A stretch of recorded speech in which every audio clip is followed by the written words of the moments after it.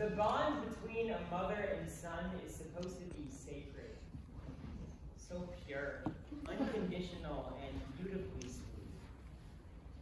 And in my experience, no.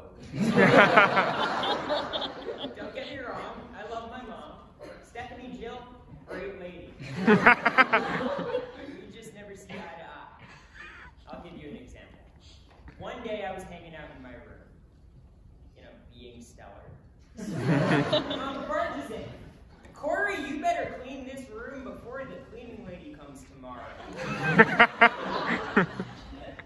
Sorry, do you fix your car before going to the mechanic? Grab a cup of coffee before my Starbucks run, huh? Yeah, she wasn't thrilled with that response. Another time she tried to force me to go to temple, so I converted to Christianity. She said, Cory, if you do this, I will never forgive you. But Mom, if we confess our sins, he is faithful. Purify us from all unrighteousness. Mom? The worst argument we ever got in was when she signed me up for speech therapy class to fix my R's without telling me. And then she has the audacity to suspect me when she's mysteriously put on the TSA watch list. Sorry. Little did I know that our squabbles were emblematic of a much more serious societal problem. Jewish Muslims. When confronted with conflict, we don't try to find common ground. No, instead, we dig our heels in and double down. Coined by Cambridge University, ethical double negatives occur when we opt for retaliation over resolution. And as Peter Bregman of the Harvard Business Review explains, double negatives are additive. They compound and contain. So today, our job is to contain. We'll start by discussing the dangers of double negatives in society, then in personal lives. Finally, we'll look at some solutions. Because if you're a firefighter and you fight fire with fire, you will end up getting laid off. For as much as we theoretically advanced, so many of us still base our behavior on ancient scriptures. Christians follow the Bible, Jews the Torah, douches the bro code. The one code that has truly stood the test of time is Hammurabi's. Way back in 1754 BC, when order seemed futile and the crescent was fertile, Hammurabi's code, conveniently summarized as an eye for an eye, dictated like in ancient Mesopotamia. In essence, the code says that a punishment should not only reflect, but mimic the original crime. So I started evading taxes. And now taxes evade me. While eyeball theft has grown less popular in recent years, this principle of revenge as justice hasn't just persisted, it's celebrated. One glance at pop culture confirms this. Whether it is Carrie in 1973, Kill Bill in 2003, Inglourious Basterds in 2009, or Carrie again in 2013, we love watching vengeful characters. And maybe that's why the Office for National Statistics found that over half of all homicides are directly motivated by vengeance.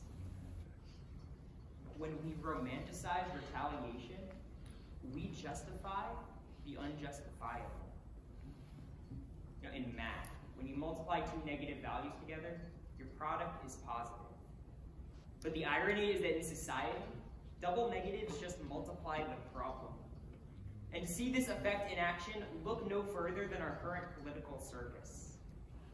Mudslinging, or the act of attacking an opponent's character to gain public support, certainly predates Donald Trump. But there is no denying that he's taken things to a whole new level. When he led his supporters in chanting, "Lock her up."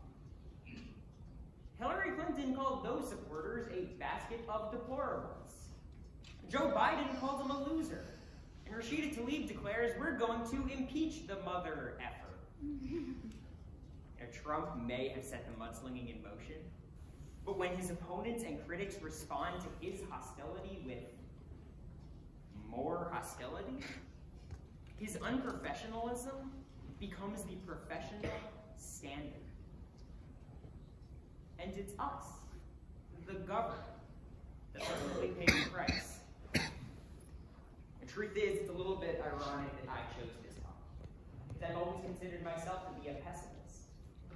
Like, I don't view the glass as half full. I think the glass is stupid. Like most pessimists, nothing upsets me more than optimists. When I complain about the rain, they get pumped up with a rainbow. Or when I defend my condemnation of non-consensual human butchery, they say it's important to preserve Jewish tradition.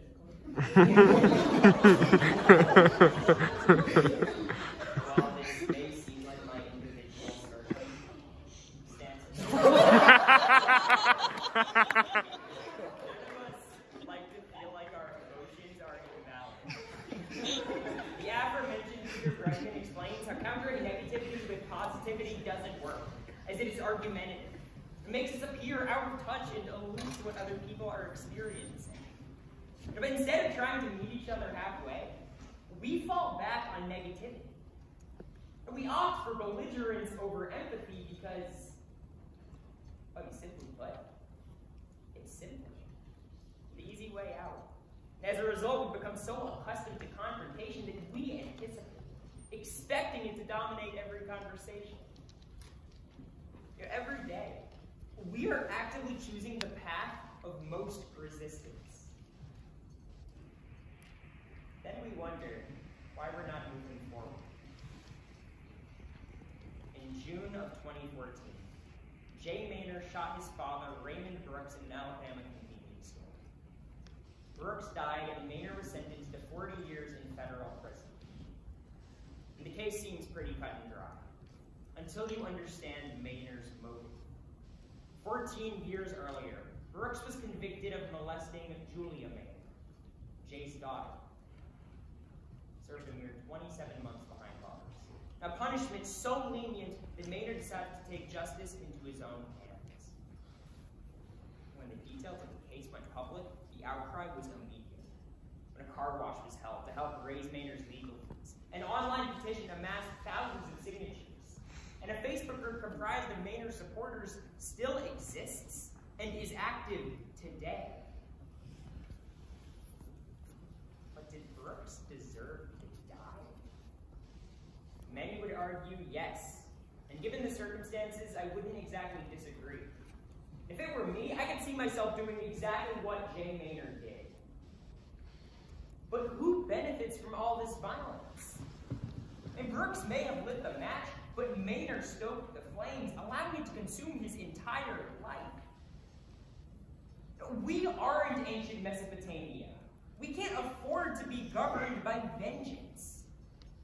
I mean, sure, the criminal justice system is a mess, but using this to justify vigilante behavior is yet another double negative. Inequity, it's inevitable. But how we respond to it, that is entirely in our control. So this is usually the part of the speech where I give my one overarching solution, or 3 simple steps to dismantle our double negative mentality. And obviously that doesn't exist. I mean, if it did, I would have already done it and then done a DI of my biography. There are some things we can do to, at the very least, start moving in the right direction. First, we need to stop obstinately focusing on ourselves, and our determinations of right versus wrong, because at the end of the day, they are just that. They're ours. In dialogue and debate, it's amazing. But when it grows contentious, agreeing to disagree is often the most effective and selfless thing that we can do, even if it is one of the most difficult. Disagreement and despondency are not one of us. Once we're able to differentiate the two, we can finally select which battles are worth fighting, which simply aren't. But more important, when engaging with an issue, we have to be willing to listen. And being open-minded is key to our development. Take the example of grammatical double negatives. We have long been taught that they're illogical and confusing, but